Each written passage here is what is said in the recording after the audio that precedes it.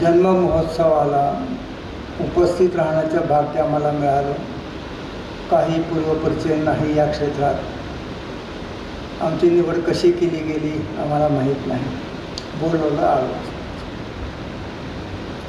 ज्या संत महापुरुषाच्या जन्म महोत्सवासाठी आलेलो आहोत त्यांचा एका ग्रंथाचं वाचन थोडंसं इथं आता झालं.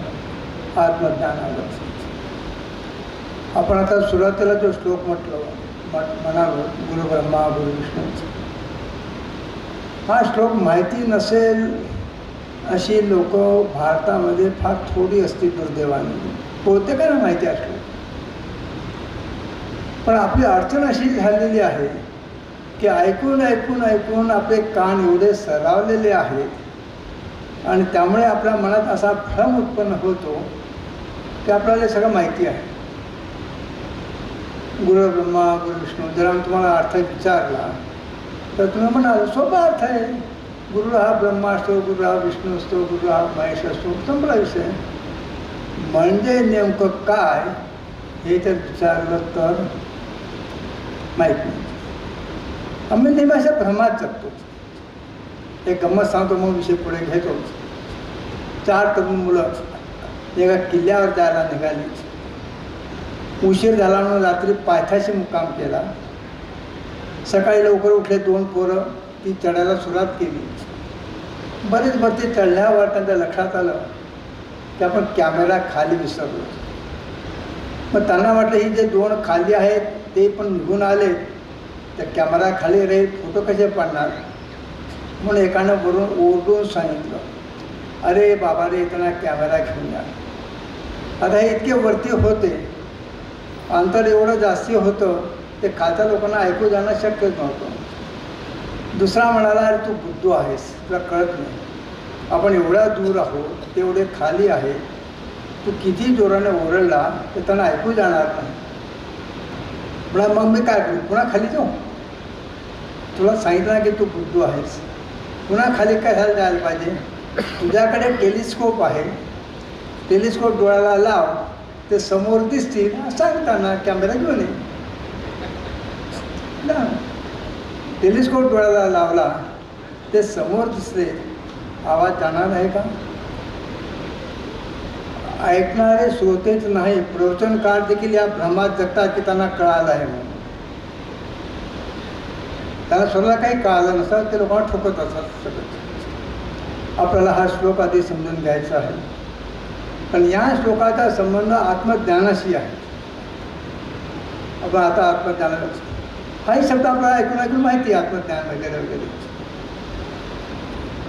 गुरु ब्रह्मा गुरु विष्णू हा श्लोकाचा अर्थ नीट समजून घेतल्याखेरीज आत्मज्ञान म्हणजे काय तेही कळणार नाही.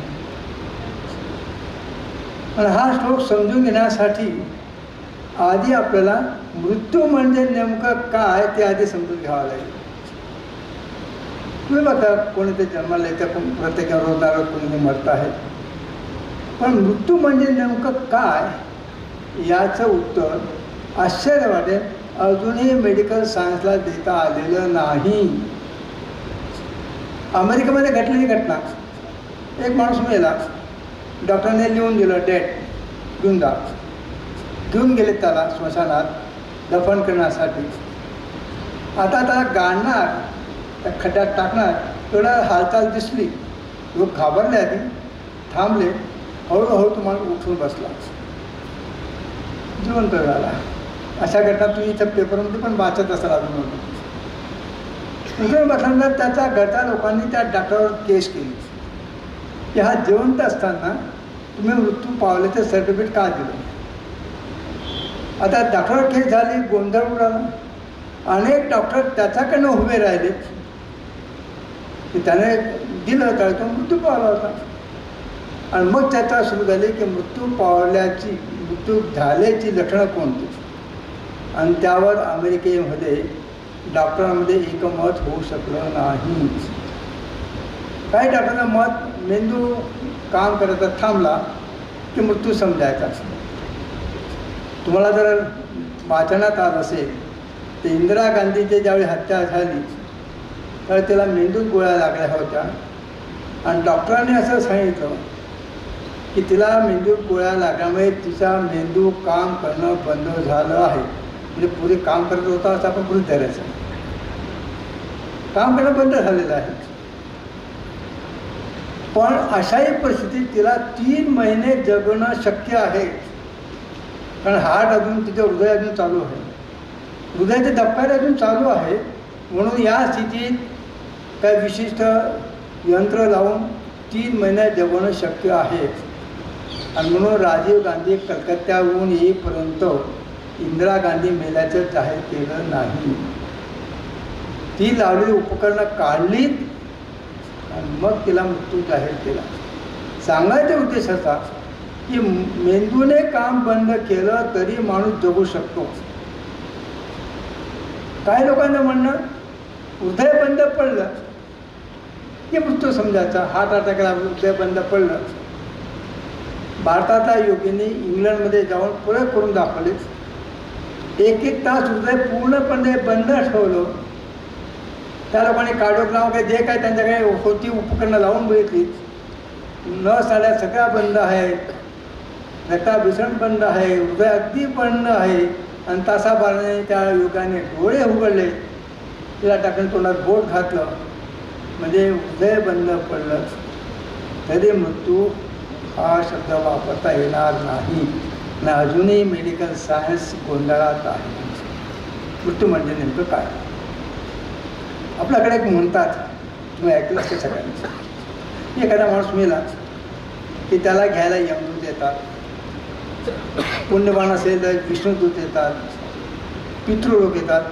त्या गोष्टी खोट्या नाहीत, खऱ्या आहेत. तुम्ही पाहिल्या आणि तुम्ही ऐकल्या आहेत म्हणून तुम्हाला खऱ्या का खोट्या गोंधळात पडतात. मृत्यू होतो म्हणजे नेमकं काय?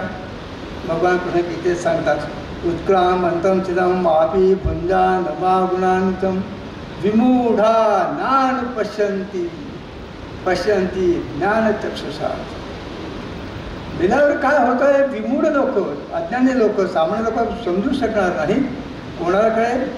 पश्यंती ज्ञान चक्षुषा. नीट समजून द्या. तुम्ही हे जे पाहता याला अध्यात्मामध्ये स्थूल शरीर म्हणतात. अध्यात्माची भाषा आणि व्यवहारातली भाषा फार अंतर आहे. आपण व्यवहारात स्थूल म्हटला म्हणजे खूप मोठा जाणा म्हणून समजतो. अध्यात्मामध्ये स्थूल शब्दाचा अर्थ होतो डोळ्यांनी जे दिसतं ते स्थूल. म्हणजे सुईचे टोक देखील अध्यात्माच्या भाषेत स्थूल आहे. तिळाचा दाणा असो की पिठाचा कण असो, तोही अध्यात्माच्या भाषेत स्थूल आहे, का तो डोळ्यांना दिसतो. पण अध्यात्माच्या भाषेमध्ये स्थूल म्हणजे जे डोळ्यांना दिसतं ते, जाडा नाही, लठ्ठ नाही. हे जे शरीर आहे याला आपण स्थूल शरीर म्हणतात अध्यात्मामध्ये. या स्थूल शरीराच्या आतमध्ये आणखीन एक शरीर आहे ज्याला सूक्ष्म शरीर म्हणतात. त्याच्यात कारण शरीर. पुढचा विषय आपला द्यायचा नाही, आपला या 2 परत थांबायचं आहे. स्थूल शरीर आणि सूक्ष्म शरीर. या स्थूल शरीराची प्रत्येक हालचाल, प्रत्येक गती, प्रत्येक कार्यभाग म्हणजे तुम्हाला समजेल अशा भागेत मुवमेंट त्या सूक्ष्म शरीराने होते. या हाताला बोट आहे, एक वस्तू उचलली, केव्हा उचलता येईल? या बोटाचा मध्ये स्थूल शरीराची बोट आत असली तरच. जर सूक्ष्म शरीर आत नसेल तर ही बोटं काही कामाची नाही. मेलेला माणूस आहे, मुर्दा आहे, त्याला बोटं आहेत ना, मग ते काय उचलू? त्याला डोळे आहेत, ते का नाही पाहत? त्याला कान आहेत, कान एकच. पाहणं, बोलणं, सगळ्या काही तुमच्या ज्या हालचाली आहेत त्या सूक्ष्म शरीरावर आधारित आहे. आणि मृत्यू होतो म्हणजे नेमकं काय? सूक्ष्म शरीर या स्थूल शरीरातून बाहेर पडतो. आणि साधना यासाठी महत्त्वाची आहे की साधकाची जे साधना चांगली असेल तर त्याला त्याचं सूक्ष्म शरीर दिसतं. पण या स्थूल शरीरातून सूक्ष्म शरीर बाहेर पडतं आणि मग त्या स्थूल शरीराचं तरंगत राहतं. त्याच्या कर्माप्रमाणे त्याने आयुष्यभर जसं काही कर्म केलं असेल त्याप्रमाणे हे स्थूल शरीर आणि सूक्ष्म शरीर यांच्यामध्ये एक दोरी आहे, चांदीची दोरी आहे, सिल्वर कॉर्ड. ती जोपर्यंत कापली जात नाही तोपर्यंत मृत्यू घटित होत नाही. हे समजून घ्या पुढच्या विषयासाठी. स्थूल शरीर आणि सूक्ष्म शरीर यांच्यामध्ये एक दोरी आहे. ती दोरी लांब पण होऊ शकते, दूर जाऊ शकते. ती दोरी जोपर्यंत कापली जात नाही तोपर्यंत मृत्यू होत नाही. आणि ती तो माणूस स्वतः कापू शकत नाही. मग ती कापायला त्याच्या कर्माप्रमाणे पाप कर्म केलं असेल तर यमदूत येतील, उपासना केली असेल, साधना केली असेल, गुरुसेवा केली असेल तर विष्णुदूत किंवा शिवदूत येतील. आपल्या पितरांची सेवा केली असेल, वेळेवर श्राद्ध केले असेल तर पितर लोक येतील. कोणीतरी येऊन ते कापल्याखेरी सूक्ष्म शरीर स्थूल शरीर वेगळं होत नाही. आणि हे ज्यावेळी वेगळं होईल त्यावेळी मृत्यू घटित होतो. कळतं आहे काय सांगतोय ते? विषय तुला कठीण आहे, समजून घ्या, गरजेचं आहे. स्थूल आणि सूक्ष्म शरीरातील दोरी कापल्याखेरीज मृत्यू घटित होत नाही. आता पुढचा विषय, आत्मज्ञान त्यावेळी होऊ शकेल तोपर्यंत होणार नाही जोपर्यंत तुमची सगळी कर्म संपलेली नसतील. आता हे जे शरीर आहे हे विशिष्ट प्रारब्ध भोगण्यासाठी आलेले आहे, म्हणून आपण याला कर्म शरीर म्हणू. हा शब्द नीट लक्षात ठेवा, पुढे आम्ही सांगणार आहोत.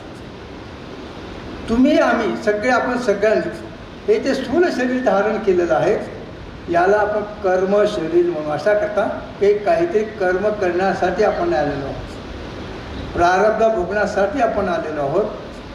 प्रारब्ध भोग भोगताना या शरीराने काही कर्म घडणार आहेत म्हणून आलेलो आहोत, म्हणून हे शरीर कर्म शरीर. आणि आता जे कर्म आम्ही भोगत आहोत तेवढंच कर्म नाही, असे असंख्य कर्मफळं अजून शिल्लक आहेत ज्याला संचित प्रारब्ध म्हणतात. आणि या जन्मात समजा कोणी काही कर्मच केलं नाही समजा, किंवा अशी काही कर्म केली गुरुसेवेच्या गुरुकृपेने, या कर्माचं त्याला पुढच्या जन्मासाठी बंधन होणार नाही तरीही मुक्ती नाही.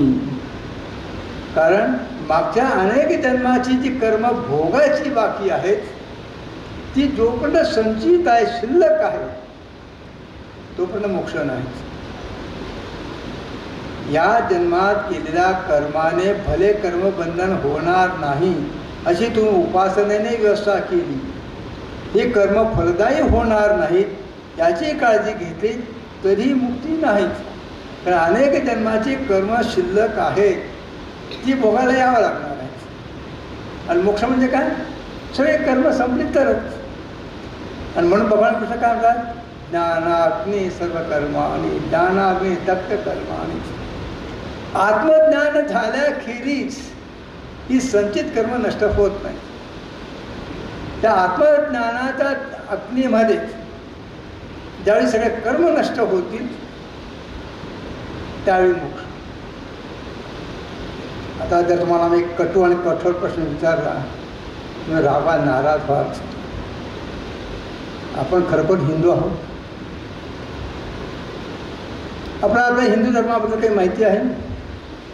जर आम्ही तुम्हाला विचारलं की आमच्या संन्यासी लोकांना गेरुवा रंगाचे वस्त्र का वापरायला सांगतात, कारण सांगता येईल? नाही माहिती आम्हाला. दुर्दैव आहे आमचं. आम्ही म्हणणारा पुरता हिंदू आहोत. आमच्या संस्कृतीची काही रहस्य आम्हाला माहिती नाही. काळी काणी, पिवळी काणी, हिरवी काणी, लाल पण नाही. संन्यासासाठी कुठले वस्त्र? गेरुवा रंगाचे, भगवा रंगाचे. आज कोणी वाटते तरी लोक वस्त्र धारण करतायत गेरुवा रंगाचे. पुढे संन्यासासाठी तो अधिकार होता. आणि तो अधिकार केव्हा मिळायचा? हा अधिकार त्यावेळी मिळायचा ज्यावेळी त्याची कुंडली शक्ती जागृत होऊन शिवबिंदूला मिळाली असेल, शिवशक्तीचे मिलन झालं असेल. ते शिवशक्तीचे मिलन झाल्यानंतरच आत्मज्ञान होईल. आणि त्याची सगळी कर्म त्या आत्मज्ञानात दग्ध झालेली आहेत. आणि दग्ध कशाने होतील? अग्नीने, ज्ञानाग्नी. गेरुवा रंग कसा आहे? अग्निज्वालाचं प्रतीक आहे. हा संन्यासी आहे याचा अर्थ याला आत्मज्ञान झालं आहे असं गृहीत धरलं जायचं. आता वाटेल ते लोक संन्यासीचे वस्त्र धारण करत आहेत. पूर्वी नियम होता, आत्मज्ञान झाला की गेरुवा वस्त्र धारण करता येत नव्हती. ते प्रतीक होतं, एक सिंबॉल होता की ही व्यक्ती गेरुवा वस्त्रधारी आहे म्हणजे याला आत्मज्ञान झालं आहे. म्हणजे त्याचा वस्त्र अग्निरंगाचा, अग्निज्वालाचा रंगाचा, म्हणजे ज्ञानाग्नी दग्ध कर्मानी.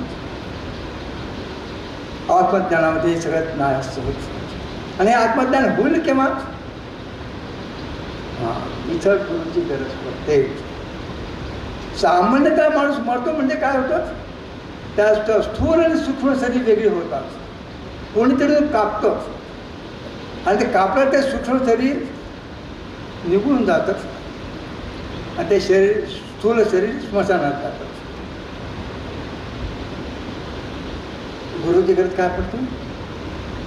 गुरुची गरज अशा करता पडते की आत्मज्ञान होण्यासाठी पण स्थूल आणि सूक्ष्म शरीर ज्याची जे बंधन आहे ते तुटलं पाहिजे, ज्याला ब्रह्मग्रंथी म्हणतात. आणि ते बंधन तुटलं तर तो माणूस मिळत नाही.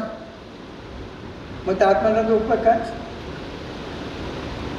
मग ते बंधन स्थूल आणि सूक्ष्म शरीराचं बंधन कापलं गेलं तरी तो जिवंत राहायला पाहिजे. अवघड काम. आणि मग पुन्हा त्याला या शरीराने काम घ्यायचं असेल तर सूक्ष्म शरीर पाहिजे. जे आहे ते सूक्ष्म शरीर जोडून गेलं, राखून गेलं.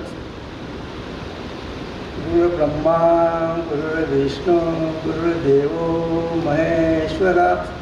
आता हा श्लोक उलट्या बाजून समजून घ्या. महेशचं काम काय आहे? संहार, मृत्यू. ते मृत्यूची देवता आहे. म्हणून आधी साधकाचा मृत्यू घडावा लागतो. म्हणजे स्थूल आणि सूक्ष्म शरीर यातलं बंधन कट व्हावं लागतं, कापावं लागतं. हे काम गुरु करतो. सामान्य माणसाच्या बाबतीत पितृलोक, शिवलोक, यमदूत कोणीही. खरा शिष्य असेल तर खरी गुरुची कृपा झाली असेल तर गुरु त्याचं सूक्ष्म आणि स्थूल शरीराचं बंधन कापतो. त्याला ब्रह्मग्रंथी म्हणतात. आणि ती ग्रंथी नष्ट झाला की ते आत्मज्ञान होत नाही. ब्रह्मग्रंथी, विष्णुग्रंथी, रुद्रग्रंथी असे वेगळं आहे. आता हे ग्रंथी कापली गेली, हे सूक्ष्म शरीर कापलं गेलं, मग तो मेलाच जमा. मग तो मरू नये त्याचं ते सूक्ष्म शरीर गेल्यावर देखील हे स्थूल शरीर सुरक्षित राहावं. हे हृदय चालू राहावं, मेंदू काम करत राहावं. पण सूक्ष्म शरीर संपलं, मग शरीर कसं काम करेल? तिथं गुरु आपल्या चैतन्य शक्तीने ते शरीर 3 दिवस चालू ठेवतो. विष्णूचं काम काय आहे? पालन. गुरु विष्णू म्हणजे काय? गुरु विष्णू रूपाने सूक्ष्म शरीर सोडून गेलेल्या त्या स्थूल शरीराला देखील 3 दिवस सांभाळतो. मग गुरु मागून टाकत. ब्रह्माचं काम काय? सृष्टी उत्पन्न करायचं. मग ब्रह्मदेव नवीन सूक्ष्म शरीर तयार करेल. ते नवीन सूक्ष्म शरीर पुन्हा त्या स्थूल शरीरात आत जाईल आणि मग त्याचं पुढचं जीवन सुरू होईल. आधी भगवान शंकर गुरुरूपामध्ये विच्छेद करेल. सूक्ष्म शरीर व्हायला 3 दिवसमध्ये वेळ लागतो. त्यावेळी विष्णू त्याचा संभाळ करेल आणि मग ब्रह्मदेव गुरुरूपाचा ब्रह्म नवीन सूक्ष्म शरीर तयार होईल. मग याचा परिणाम काय होतं? तुमचं आता ते सूक्ष्म शरीर आहे त्यावर अनेक जन्माचे संस्कार आहेत. या जन्माच्या कर्माचे संस्कार आहेत. अधिकारी पुरुष सर्व कर्म करूनही बंधनात का येत नाही? कारण त्याच्या आता नवीन सूक्ष्म शरीरामध्ये फोटोग्राफीची व्यवस्था नाही आहे. जी आपण चक्र म्हणतो, षटचक्र, ते सगळ्यांच्या सूक्ष्म शरीरात चक्र आहे. तुम्ही केलेल्या प्रत्येक कर्माचं, पापाचं, पुण्याचं तिथं फोटोग्राफी होत राहते. आता हे जे नवीन शरीर तयार झालेलं आहे त्यात चक्र नसतात, म्हणून कुठेही फोटोग्राफी होत नाही. म्हणून त्या महापुरुषाकडनं नीट लक्ष देऊन ऐका. कर्मधर्म संयोगाने त्या महापुरुषाकडनं काही पाप झालं तरी त्याला ते पाप लागत नाही. त्या महापुरुषाने काही पुण्यकर्म केलं, यज्ञ केले, तीर्थयात्रा केली तरी त्याला पुण्यही मिळत नाही. ते तुमच्यासाठी करतात. पण कर्म केलं, फळ उत्पन्न होईल. त्या फळाचं काय करणार? त्या फळाची काही व्यवस्था झाली पाहिजे ना. म्हणून नीट कान उघडे ठेवून ऐकायचं. त्या महापुरुषाकडनं घडलेल्या पापाचं फळ त्या लोकांच्या वाटेला जातं जे त्याची निंदा करतात. म्हणून शास्त्र सांगितलं, तुम्ही ओळखत नसाल तर नमस्कार करू नका, चालेल. आदर करू नका, काही बिघडलं नाही, पण निंदा करू नका. तुम्ही एखाद्या सत्पुरुषाची निंदा केली तर त्याने केलेल्या कुठल्याही कर्माचं पापाचं फळ तुमच्या वाटेला येणार आहे. तुम्ही त्यांची सेवा केली, तुम्ही त्यांना गुणगान केलं, त्यांची प्रशंसा केली, त्यांची भक्ती केली तर त्यांच्याकडून घडणाऱ्या प्रत्येक सत्कार्याचं फळ तुम्हाला मिळणार आहे. ते जप करतात, त्यांना जपाची काही गरज नाही.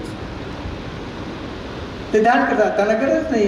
त्यांना जे मिळालं ते मिळालं आहे तरी ते जप करते, ध्यान करते. त्यातून जे पुण्यफळ उत्पन्न होईल ते पुण्यफळाचे भागी त्यांची सेवा करणारे, त्यांचे गुणगान करणारे, त्यांचा आदर करणारे त्यांना मिळेल. कारण आपल्या सूक्ष्म शरीरामध्ये चक्र नाही, खगोल नाही. गुरु ब्रह्मा गुरु विष्णूचा अर्थ हा उलटा समजावा. महेश रूपाने गुरु स्थूल आणि सूक्ष्म शरीराचा विच्छेद करेल. विष्णू रूपाने तो 3 दिवस त्या शरीराला सांभाळेल आणि ब्रह्मरूपाने नवीन सूक्ष्म शरीर करेल. म्हणून गुरु ब्रह्मा गुरु विष्णू गुरु ब्रह्मा. आता हे करणारे जे महापुरुष आहेत त्यांच्याबद्दल मी समजून घेतलं पाहिजे. आपण नेहमीच एक म्हणतो गुरु शरीर नाही आणि शरीर गुरु नाही. म्हणजे नेमकं काय? गुरु शरीर नाही आणि शरीर गुरु नाही. आणि आपण तर बघतोय शरीर. नीट समजून घ्या. ईश्वराने ज्यावेळी सृष्टी उत्पन्न केली, एकोहम बोश्याम हा विषय तुम्हाला माहिती आहे, आमच्या विषयात जात नाही फार. एकोहम बोश्याम त्या परमात्माला इच्छा की आम्ही अनेक रूपात प्रकट होतो. अनेक रूपात प्रकट होण्यासाठी हे त्रिगुणात्मक प्रकृती सृष्टीचा विस्तार झाला. मग या सृष्टीला सांभाळण्यासाठी तो निर्गुण निराकार परमात्माला सगुण साकार रूपात यावं लागलं. आणि तो निर्गुण निराकार परमात्मा ज्यावेळी सगुण साकार रूपात येतो त्याला शास्त्रात म्हटलं गेलं ईश्वर. ईश्वर म्हणजे काय? निर्गुण निराकार परमात्मा ज्यावेळी या सृष्टी संचालनासाठी सगुण साकार रूप धारण करतो ती चैतन्य शक्ती, ती ईश्वर शक्ती. आता हे हा ईश्वर या सृष्टीचं संचालन तर करतोय, सांभाळतो आहे, सृष्टीचक्र चालू ठेवलेलं आहे. पण जो जीव या जगात आला मनुष्यरूपाने, इतर प्राण्यापेक्षा मनुष्याला ईश्वराने 2 शक्ती विशेष दिल्या. एक निर्णय शक्ती आणि एक विचार शक्ती. पशुपक्ष्यांच्या निर्णय शक्ती नाही, विचार शक्ती नाही. म्हणून ते त्यांच्या नैसर्गिक स्वभावाप्रमाणे वागतात आणि ते निसर्ग धर्माने वागतात. म्हणून त्यांना पापही लागत नाही आणि पुण्यही लागत नाही. उंदीर मंदिरात घुसला म्हणून तो पुण्यवान होत नाही आणि त्या मंदिरात ठेवलेला प्रसाद त्याने खाऊन घेता म्हणून त्याला पापही लागत नाही. कारण तो फक्त त्याच्या शरीर धर्माचं पालन करतो. वाघाने शिकार केली तो पापाचा भागीदार होत नाही, कारण त्याचे शरीर तसं केलं निसर्गाने. पाप आणि पुण्य फक्त मनुष्याशी संबंधित आहे. कारण मनुष्याजवळ निर्णय शक्ती आहे आणि विचारशक्ती आहे. वाघाला भूक लागली, तो शिकार करायला निघाला, समोर हरण दिसलं तर तो हे नाही म्हणणार कारण हरणचे शिकार केले त्या हरणीला जाऊ दे, मी दुसरे काही शोधतो. हा विचार वाघ नाही करू शकत. भूक लागली, हरण तर हरण, काल खाल्लं का आज खाल्लं का रोज खाल्लं का, त्याला हरण दिसलं तो शिकार करणार. तुम्ही विचार करणार काल कोबीची भाजी खाल्ली होती, आज पुन्हा कोबी नको, आज दुधी आणू, मला दुधी नको, आज मेथी आणू. हा विचार करण्याची शक्ती तुम्हाला दिलेली आहे आणि म्हणून तुम्ही जे काही खाल त्याचा परिणाम तुम्हाला भोगावा लागणार आहे. आम्ही तुम्हाला एक प्रश्न विचारू मध्ये का मग समजा तुमचा जरा एखादा प्राणी आणून ठेवला ज्या प्राण्याला तुम्ही कधी बघितलेलं नाही, ज्या प्राण्याबद्दल तुम्हाला काही माहिती नाही, असा प्राणी ठेवला आणि विचारलं की हा प्राणी मांसाहारी आहे की शाकाहारी, नुसतं बघून सांगायचं, माहिती काही नाही, फोटो बघितला नाही, चित्र बघितलं नाही, वाचलं नाही, काही माहिती नाही, पहिल्यांदा तो प्राणी बघताय आणि आम्ही हा प्रश्न विचारला की हा प्राणी मांसाहारी की शाकाहारी, उत्तर देता येईल? नाही देता नाही. सांग एक छोटंसं खूण सांग. प्रत्येक मांसाहारी प्राण्याचे डोळे गोल असतात. आणा पशु पक्षी डोळ्यासमोर आणा, त्याचे डोळे कसे आहेत? गोल आहे. मांजर असो, साप असो, उंदीर असो की पक्षी असो, प्रत्येक पशु पक्ष्याचे मांसाहारी प्राणी जेवढे आहेत त्यांचे डोळे गोल असतात आणि जे शाकाहारी प्राणी आहेत त्यांचे डोळे लांबट असतात. आता घरी जाऊन आरसा बघून घ्या. मग माणसासाठी मांसाहारी जर नसेल, तो मांसाहार करत असेल, तो पापाच्या भागी पडणार. कारण निर्णय शक्ती तुम्हाला दिली आहे, विचारशक्ती दिलेली आहे आणि या विचारशक्तीचा, या निर्णय शक्तीचा जर तुम्ही दुरुपयोग केला, पाप म्हणजे त्या पापाचं फळ तुम्हाला भोगावंच लागेल. त्याचा सत्कर्माचा उपयोग केला, पुण्य मिळालं तर पुण्याचंही फळ मिळेल. कारण विचारशक्ती निर्णयशक्ती तुमच्या दिली आहे. परिणाम काय झाला? पशुपक्षीमध्ये जिज्ञासा नाही, हे काय आहे ते काय बघायचं. माणसामध्ये जिज्ञासा आहे, हा प्राणी दिसतो, हा प्राणी काय असेल, हे दिसते झाड काय असेल.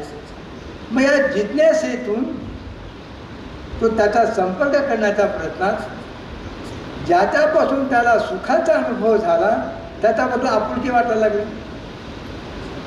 ज्याच्यापासून दुःखाचा अनुभव झाला त्याच्याबद्दल दूर नाराजी, याच्यापासून दूर राहा. आंबा खाला मला गोड वाटला म्हणून तो पाहिजे, हे कडू लागलं फळ नाही नको, याला दूर ठेवा. ही मुंगी चावते, हा विंचू चावतो, दूर राहा. हा गाय दूध देते, जवळ करा. मग सुखाचा आणि दुःखाचा अनुभवामुळे तुम्ही कशामध्ये अडकलात? हवं आणि नकोमध्ये. जिज्ञासेपुढे तुम्ही जवळ गेलात आणि त्या जिज्ञासेमुळे तुम्हाला हवं आणि नकोचा अनुभव व्हायला लागला. ज्यापासून मला सुख मिळेल ते मला हवं आहे, ज्यापासून दुःख होईल ते नको आहे. आणि हा हवं नकोच्या बंधनात अडकत तुम्ही संसार चक्रात अडकला. आता पुन्हा ईश्वराला चिंता झाली, मी मनुष्याला पाठवलं पृथ्वीवर, पण तो या जिज्ञासामुळे हवा नकोमध्ये या बंधनात अडकला. मग या बंधनातून त्याला सोडवण्यासाठी काय करावं? बघ,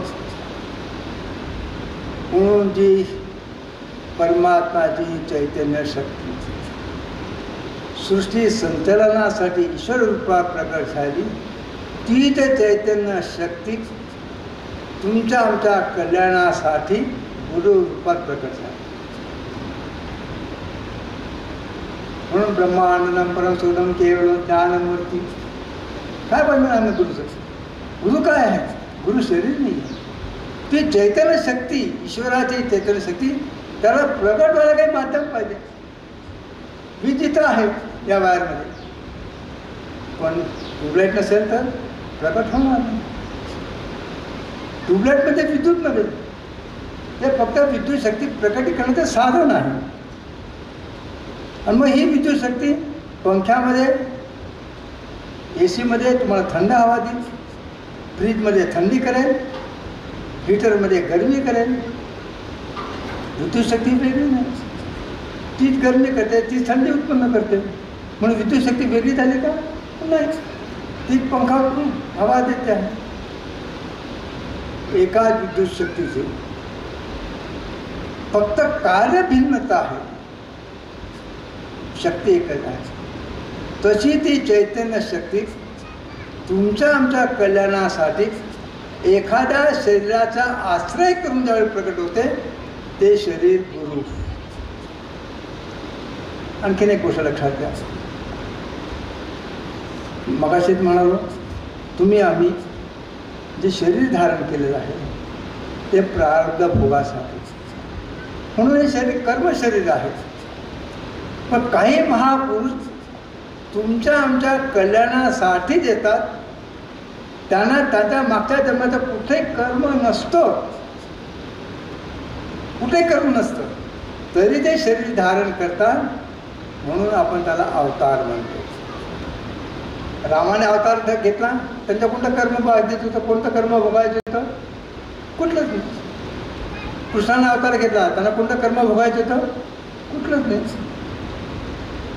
दत्तात्रय भगवान आलेत, सगळ्यांचे आदी गुरु, कुठं कर्म भोगायचं होतं? कोणतंच नाही. मग ते आले काय सांगा? तुमच्या आमच्या कल्याणासाठी. आणि म्हणून तुमच्या आमच्या कल्याणासाठी त्या ईश्वर शक्तीने, त्या चैतन्य शक्तीने जे शरीर धारण केलं ते शरीर कार्यशरीर. आपलं शरीर कर्मशरीर, ते शक्ती विशिष्ट कार्यासाठी आलं म्हणून ते कार्यशरीर. आता फरक लक्षात घ्या. भगवान रामाने शरीर धारण केलं विशिष्ट कार्यासाठी, रावणाचा वध. म्हणून जसं ते कार्य संपलं त्याने देहत्याग केला, पंचमहाभूत शरीर सोडून दिलं. कृष्णाने अवतार घेतला कंस शिशुपालाचा नाशासाठी, कौरवांचा नाशासाठी. तसं त्यांचं कार्य संपलं, कृष्णाने त्याचा पंचमहाभूत शरीराचा त्याग केला. असे जेवढे अवतार झाले त्यांनी आपापल्या शरीराचा त्याग केला. भगवान दत्तात्रयाबद्दल तुम्ही कधी वाचलंय असं? नाही. दत्तात्रयाने त्यांचं शरीर सोडल्याचं कुठंच वाचणार नाही. का? कारण प्रत्येक काळामध्ये मनुष्य जन्माला येणार, प्रत्येक काळामध्ये काही ना काही मुमुक्ष लोक असणार, प्रत्येक काळामध्ये कोणाला कोणा आत्मज्ञानाची तहान लागणार. मग त्याच्या कल्याणासाठी ती शक्ती पाहिजे. म्हणून हा एकच अवतार असा आहे की त्याने अवतार घेतल्यापासून अवतार समाप्त केलेला नाही. तो म्हणजे भगवान दत्तात्रयाचा. ते अवतारी झाले, कार्यशरीर आले तुमच्या आमच्या कल्याणासाठी. आणि ही जोपर्यंत प्रलय होत नाही, जोपर्यंत मनुष्य सृष्टी वारंवार येणार आहे, प्रत्येक वेळी कोणाला कोणी मोक्षजन येणार आहे, त्यांच्या कल्याणाची व्यवस्था करायची आहे. आता प्रत्येक वेळी दत्त भगवानला येणं शक्य नाही. मग ते काय करतील? ते श्रीपाद वल्लभाचार्य म्हणून अवतार घेतील, ते नृसिंह सरस्वती म्हणून अवतार घेतील, कार्य तेच करते. ते भाऊसाहेब उंदीकर म्हणून अवतार घेतील, ते शिवगावच्या गजानन महाराज म्हणून अवतार घेतील, ते ज्ञानेश्वर माऊली म्हणून अवतार घेतील. कळतं काय म्हणते? ते ज्ञानेश्वर माऊली काय? कार्यशरीर, विशिष्ट कार्यासाठी आले. श्रीपाद वल्लभा काय? विशिष्ट कार्यासाठी, तुमच्या आमच्या कल्याणासाठी. म्हणून गुरु शरीर नाही.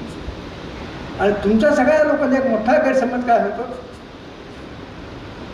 जे अधिकारी पुरुष कार्यशरीर धरून आलेले, याला काहीतरी मर्यादा आहे, केव्हा ना केव्हा याला सोडावं लागतं.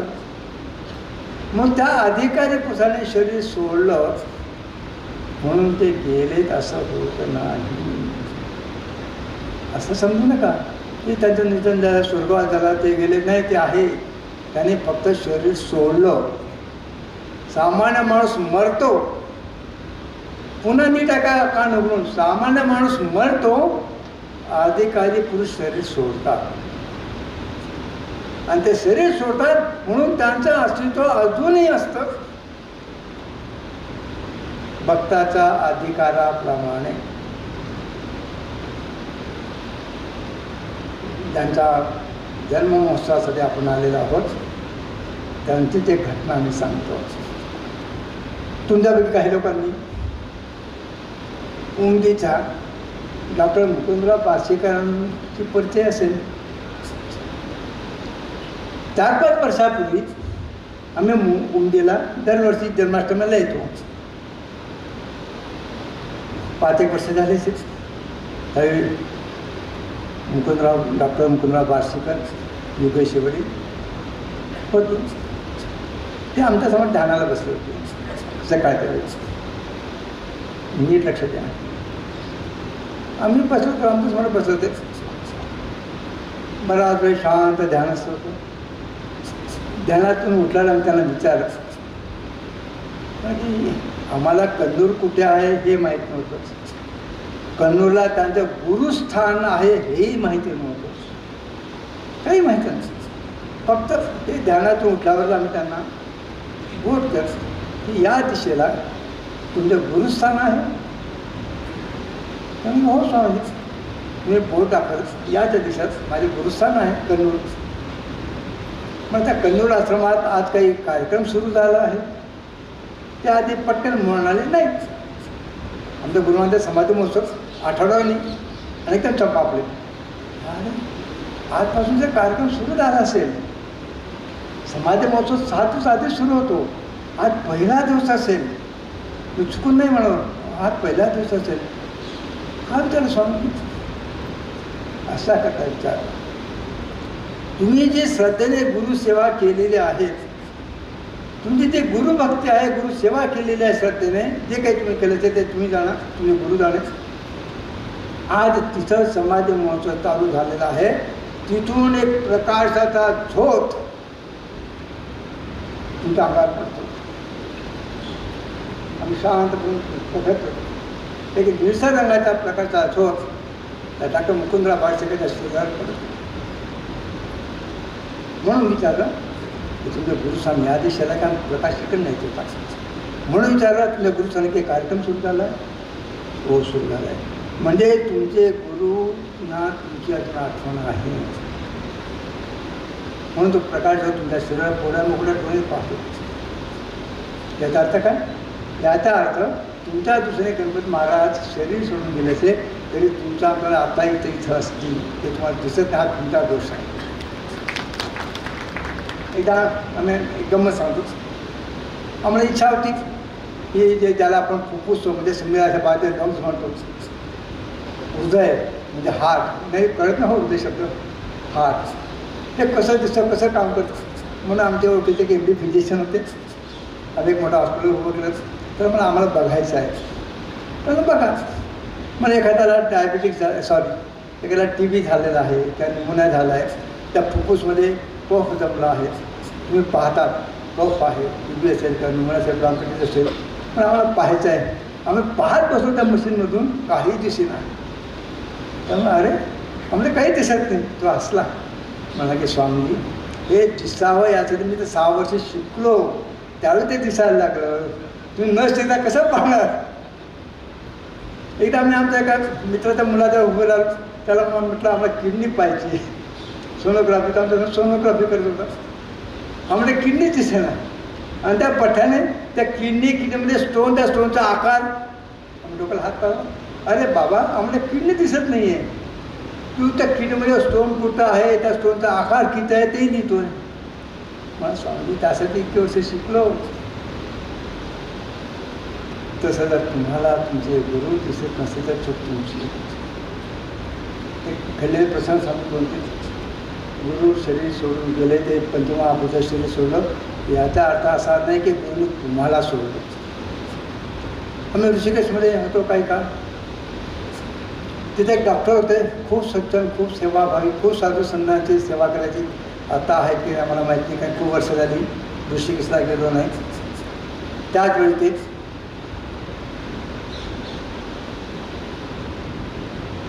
80 वर्षाचं, तेव्हा आता त्या कुठल्या 40 वर्ष गेली, तेव्हा चक्कर.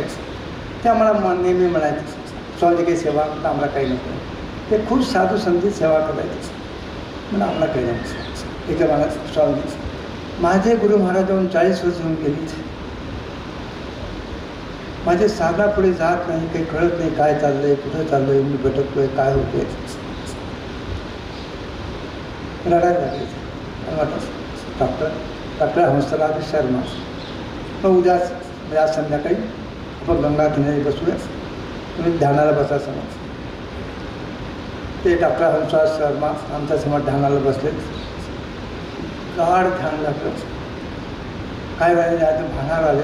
आणि म्हटलं तुम्ही काय रडतात, तुमचे गुरुदेव तुमच्या मागं उभे होते, तर काय कमाल करता समजून. मी माझ्या गुरुला कधी पाहिलंच नाही का तुमचं जेवढं वय आहे तेवढं वय माझ्या गुरुला शरीर सोडून झालं. त्यावेळेला मी 40 वर्षाचा होतो. एकाशी गोष्ट 40 वर्षाची देखील नको संन्यास घेऊन झालं होतं आमचा 36 वर्षाचं. माझ्या गुरुचं शरीर सोडून एवढी वर्षाचं तुमचं वय पण नाही, तुम्ही माझ्या गुरुला पाहिलं पण नाही, तुम्ही काय म्हणतात? तुमच्या मागे जी एक परमशक्ती उभी होती आम्ही विचार काय झालं का माझ्या शरीर याचे गुरु त्याला विश्वास बसेल किंवा त्याला समज मला घरी चला. आता आम्ही डॉक्टरकडे चतुर्भागात त्यांच्या घरी घेऊन गेले. त्यांनी एक ग्रुप फोटो दाखवला ज्यामध्ये 10-12 साधू संन्यासी पुढे खुर्चीवर बसलेले आहेत आणि 20-25 ग्रस्त मागं उभे आहेत आणि तो ग्रुप फोटो दाखवून म्हणाले यात माझे गुरु कोणते ते सांगा. आम्ही बघितला एका फोटोला बोट ठेवलं हेच आणि मग मात्र टाकणार डोळ्यात पाणी आलं. हो स्वामी हे माझे गुरु. म्हणून मी मुद्दाम तुम्हाला हा फोटो दाखवला. मी जर त्यांचा स्वतंत्र छोटा फोटो दाखवला असता तुम्ही म्हणत हो हे तुझे गुरु मी पाहिलं हे गुरु येते तर माझ्या मनाची संतुष्टी झाली नसती. मला शंका आली असती. मी दाखवलं म्हणजे हो हो म्हणून गेले. मला खात्री करून घ्यायची होती म्हणून 10-12 संन्यासाच्या ग्रुप फोटोमध्ये मी दाखवलं तुम्हाला हे माझे गुरु कोण, हे माझे गुरु खरं आहे. ज्यांनी शरीर सोडून 40 वर्ष झाली ते त्यांच्या त्याचे गुरुच्या शिष्याच्या मागं उभे आहेत. त्या शिष्याला कळत नाही हात टाकतात आणि म्हणून मला एक विनंती करतो आम्हाला दिलेली वेळ संपत आलेली आम्हाला ही अतिशय वाईट सवय आहे. अगदी मिनिट टू मिनिट वेळ पाहतो गुरुला सांगतो शरीराने तुमच्याकडनं गुरुसेवा केली आनंद केली त्या मठात अगदी कचरा काढला झाडू ती सेवा आहे. गुरु असताना जी सेवा केली तीही सेवा आहे. पण सगळ्यात मोठी गुरुसेवा ती गुरुने तुम्हाला जो काही मंत्र दिला असेल जी उपासना सांगितली असेल ती नियमाने करणं ही सगळ्यात मोठी सेवा असेल. हे लक्षात द्या. आमचे गुरु महाराज खूप मोठे अधिकारी पुरुष होते तरी ते जप करायचे ध्यान करायचे. आम्ही एकदा म्हणालो बाबा तुम्हाला काय करायचं आहे जप करायची ध्यानाची. त्याने काय उत्तर दिलं माहिती आहे? कारण सांगितलं की मी ज्या शिष्यांना दीक्षा दिली ते जर जप करत नसेल नीट कान उघडून ऐका आणि तुम्ही कोणाकडनं दीक्षा घेतलेली असेल हा मूर्खपणा करू नका. करतात तुम्ही लोक माहिती आहे आम्हाला. मी अशा कथा जप करतो मी ज्यांना दीक्षा दिली असेल तो जर जप करत असेल तर ती परमात्मा सत्ता आम्हाला विचारते तो या अनाधिकाऱ्याला काय दीक्षा दिली त्याला मूर्खाला का मंत्र दिला जर तो जप करत असेल तर ती परमात्मा शक्ती आम्हाला ज्या विचारते म्हणून त्याच्यासाठी आम्हाला जप करायला. मी सांगतो संतांचे अनुभव सांगतो. तुम्हाला जर गुरुसेवा करायची आता तुम्ही गुरु नाही असं तुम्हाला वाटत असेल ते गुरुने तुम्हाला जो काही मंत्र दिला असेल जी उपासना सांगितली असेल ती व्यवस्थित करणं ही सगळ्यात मोठी गुरुसेवा आहे. आणि ती न करणं हा सगळ्यात मोठा गुरु अपराध आहे. दिलेली वेळ संपली. हरि ओम तत्सत.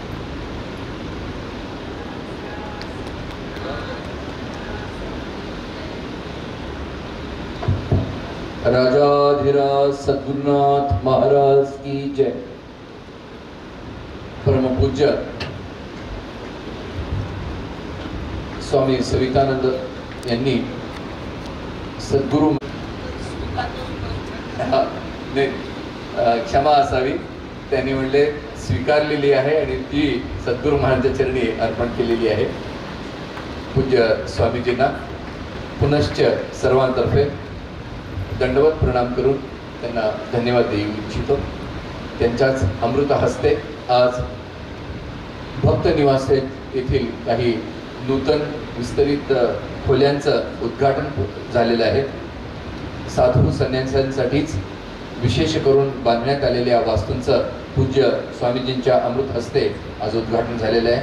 पुनश्च त्यांना या सभेद्वारे व शांतिकुटीर ट्रस्टद्वारे अभिनंदन अभिवादन करून त्यांना धन्यवाद देऊ इच्छितो.